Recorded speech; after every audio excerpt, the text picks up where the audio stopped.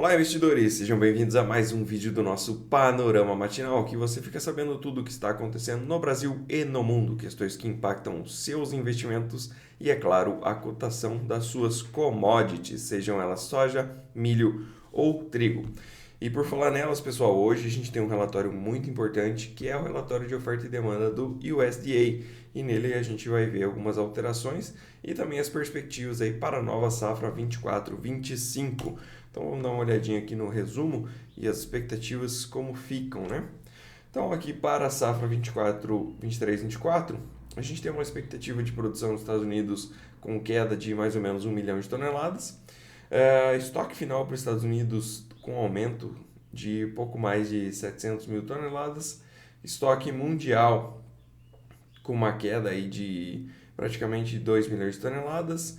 Produção para o Brasil, queda de praticamente 3 milhões de toneladas, 2,4 para ser mais exato. E a Argentina com uma queda aqui de 500 mil toneladas de diferença, né?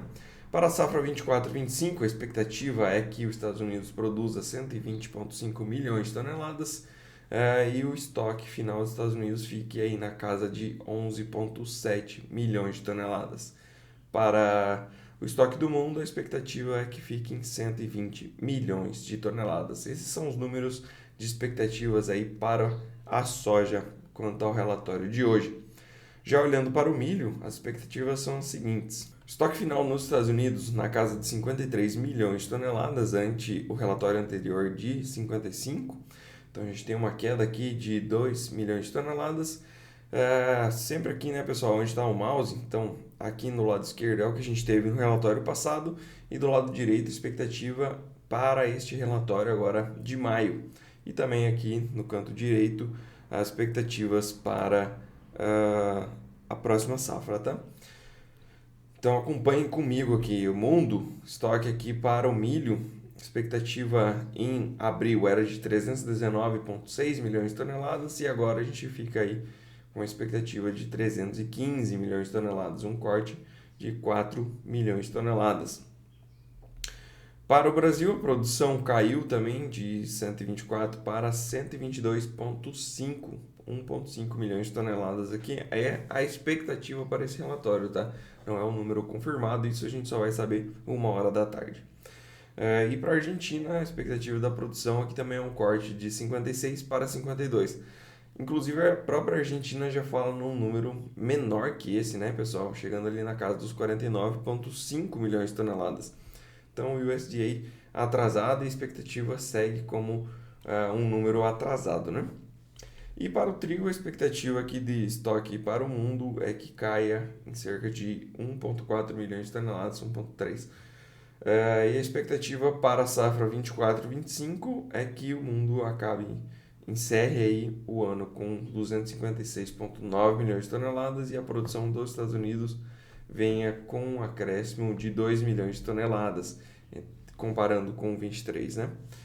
23-24 para 24-25 a gente sai de 49,3 para 51,4. Lembrando, esse relatório aqui tende a mexer bastante com o mercado e sai 1 hora da tarde. Acompanhe aqui o nosso canal, porque a gente tem atualizações. O Robson vai postar aí um short, um videozinho curto de 1 minuto, explicando como veio o relatório e o que tem de impacto nos números publicados, tá? Então não deixe de seguir o canal e lembre-se de ativar o sininho aí para receber a notificação assim que for publicado o vídeo. E assim você garante que está mais informado e munido aí de informações para negociar melhor os seus grãos. De clima, pessoal, aqui no Brasil segue muito parecido aí com o que a gente viu na quarta-feira. Lembrando que aqui a gente está olhando para os próximos 5 dias e o acumulado de chuvas deve ficar novamente lá no Rio Grande do Sul, tá? Tá ruim, né, pessoal, para eles, coitados, e não para de chover. Expectativa aí que para os próximos 5 dias ainda chova um acumulado de 50 milímetros. Difícil, né? Precisando baixar aquelas águas lá para voltar à normalidade, se recuperarem, né? Mas a chuva não dá trégua, não. Enquanto isso, no resto do Brasil a gente vê que não tem nada de chuva, né? E ali para a Argentina também diminuiu com relação à quarta-feira e Paraguai aumentou um pouquinho, cerca de 5 milímetros aí para o Paraguai nos próximos 5 dias. Nos Estados Unidos a gente vê também que diminuiu a intensidade das chuvas e isso aqui pode ajudar a aumentar o ritmo do plantio, né, que deu uma atrasada aí na semana passada. Essa semana a gente já deve ver um ritmo de plantio voltando mais próximo das médias. Então a gente tem aí menos chuvas para o Corn Belt, que seria essa região aqui onde estou passando o mouse, menos chuvas também para as planícies. A gente vê que Iowa aqui ainda tem uma pequena faixa que recebe um pouco mais de chuvas, mas no geral aqui em Minnesota tem áreas que nem chove, Illinois, Indiana, Ohio, cerca de 5 milímetros, tranquilo também, Kentucky, cerca de 5 milímetros. É basicamente isso, pessoal. Então, chuvas mais calmas aí para os Estados Unidos. Ontem a gente também teve a publicação aqui do monitor de secas lá nos Estados Unidos. E do lado esquerdo, como é de costume, né, a gente tem o mapa com relação à semana passada e do lado direito 2 semanas atrás, né? Em comparação, Iowa, que é essa região aqui onde está o mouse, podem ver que diminuiu, né? Tinha uns pontos vermelhos, agora não temos mais pontos vermelhos, que era a região mais crítica de seca, por assim dizer, né? Mas está tranquilo, né, pessoal? Alterações também aqui em Minnesota, Missouri, Minnesota aqui em cima, Missouri aqui embaixo, teve alguma alteração também, diminuiu um pouco as regiões amarelas. A gente vê aqui na Dakota do Norte que também teve alteração e na Dakota do Sul também diminuiu. Então basicamente esse mapa aqui ele é bem amigável, mostra que as condições hídricas do solo estão bem ok. E é só diminuir as chuvas aí para o plantio andar mais rápido, que a princípio eles devem ter sim um plantio tranquilo e também um bom desenvolvimento aí das suas áreas. Como é que ficou os gráficos ontem, né, pessoal? Vou dar uma olhadinha aqui. A gente teve para o minério de ferro uma alta de 0,47%, hoje cai 0,13%. Petróleo subiu 0,39% e hoje sobe mais 0,31%. A gente pode ver que os movimentos aqui eles estão um pouco menores, né? Então diminuiu um pouco a volatilidade do petróleo e aquele negócio, né? Está relacionado às questões das guerras lá do Oriente Médio, sejam elas de Israel contra Hamas ou da Rússia contra a Ucrânia, né? Então basicamente aqui a gente aguarda e o mercado ele segue com uma tendência de baixa. Caso continue subindo, tem uma resistência aqui em cima na casa dos $81 por barril. Óleo de palma caiu, como comentei com vocês, caso viesse a perder a mínima aqui da quarta-feira, a tendência é que o mercado viesse buscar novamente a região de suporte aqui em 3.809, né? E foi o que de fato aconteceu. O mercado ontem, na quinta-feira, perdeu aquela mínima, e hoje deu continuidade ao movimento de baixa, acabou inclusive passando, né, ultrapassando aquela região dos 3.809, mas fechou acima, tá? Então, a princípio, respeitando aqui esse suporte nessa região. Agora, caso semana que vem o óleo de palma insista em queda e perca essa região, já comentei com vocês que a próxima região esperada seria aqui na faixa de 3.606 pontos, tá? Até dá para a gente considerar essa região aqui como um todo, tá, pessoal? Basicamente aqui é uma região forte, tá? Vamos ficar acompanhando esse mercado, mas a princípio o movimento é realmente baixista, já vem do movimento de queda bem forte, né? Não sei se segura aqui não, a princípio eu acho que não. Óleo de soja. Óleo de soja ontem caiu forte, caiu 2,63%.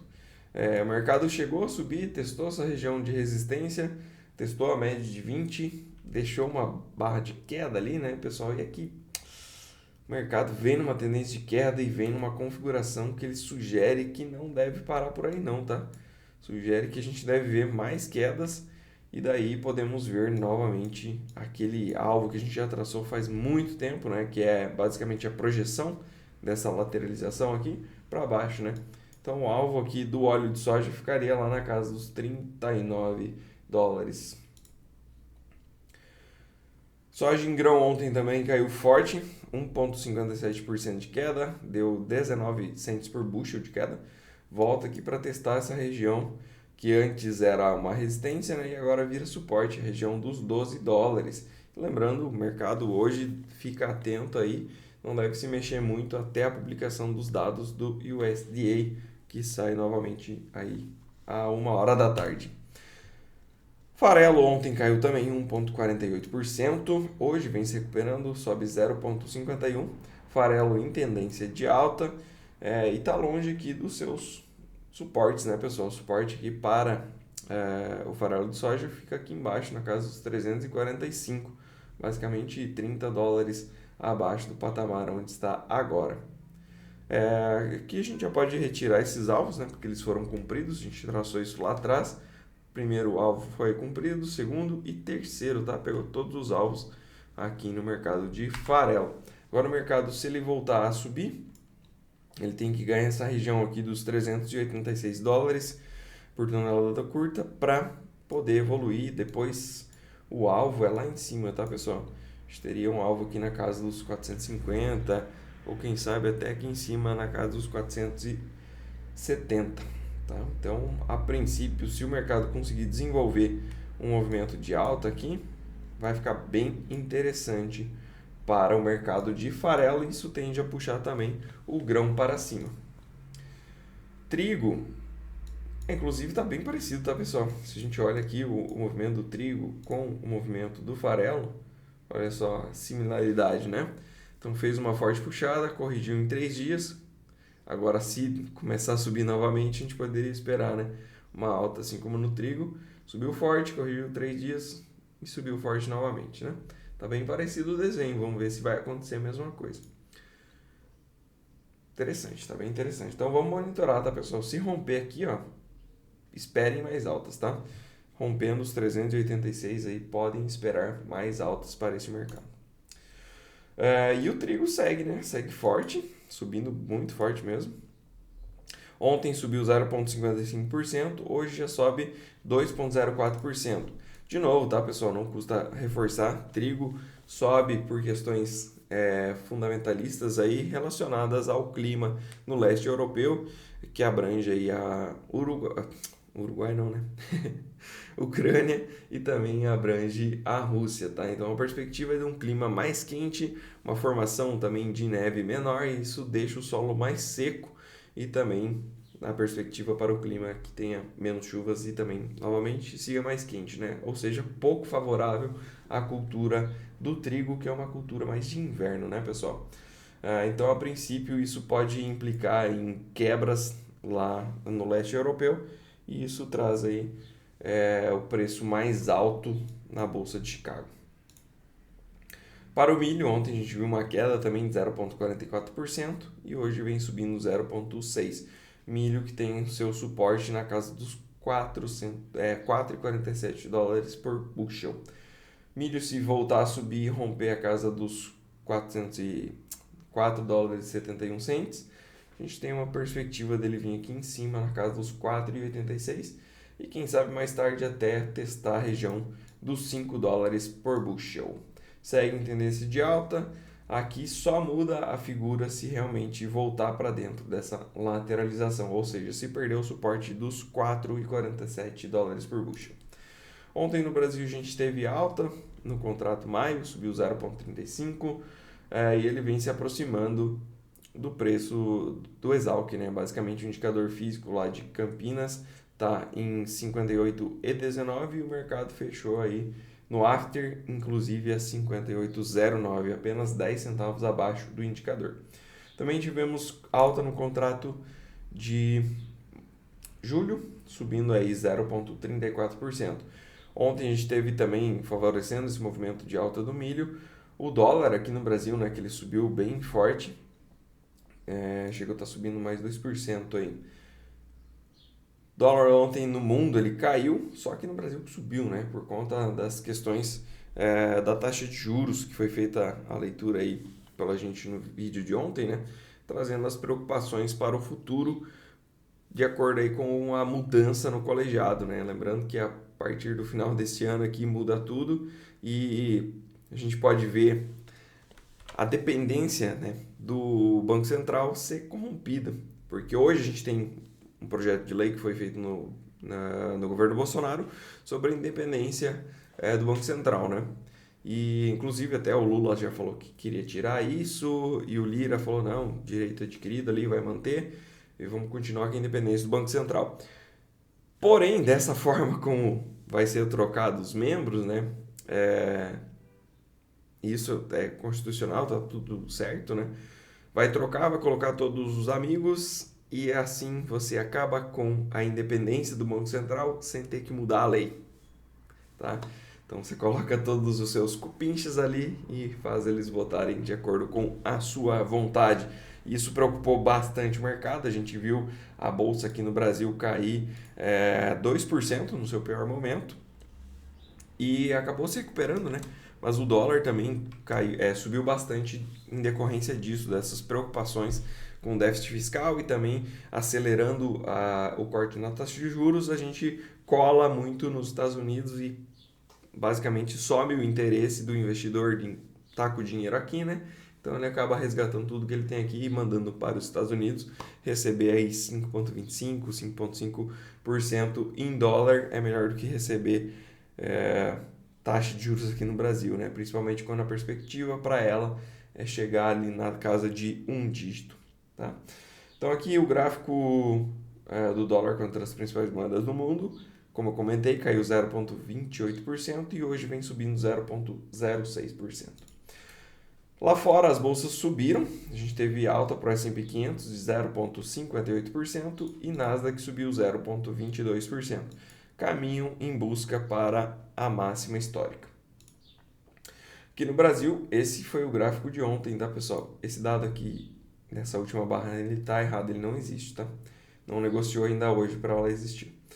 A gente viu aí então a barra forte, né, como eu comentei para vocês, chegou a estar caindo 2% e acabou fechando com 1% de queda.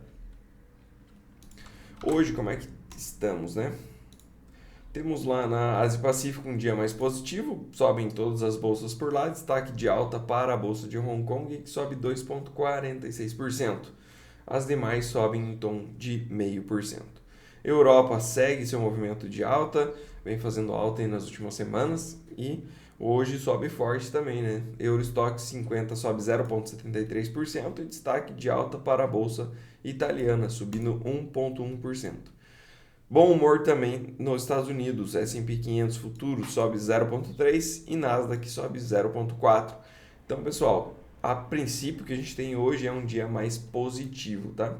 Olhando para as bolsas aqui, um dia realmente mais comprador. Será que o Brasil vai seguir o mesmo rumo?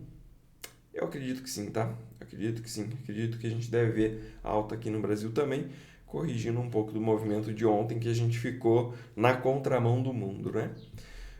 Dólar hoje contra as moedas de países emergentes sobe, mas fraco, tá? Não tem nada muito relevante aqui. E também sobe pouco contra as moedas de países desenvolvidos. Nas commodities não agrícolas, a gente tem o minério de ferro subindo um pouquinho, 0,34%, e o petróleo sobe 0,67%. Na parte de agenda, a gente tem expectativa de inflação lá nos Estados Unidos. Esse aqui é um dado relevante que pode mexer com os mercados aí, inclusive virar eles de cabeça para baixo. Então, interessante acompanhar, 11 horas da manhã. 1h da tarde, a gente tem um relatório da forte demanda, como já comentado. E a gente tem uma rodada aí de discursos dos membros do Fed, né?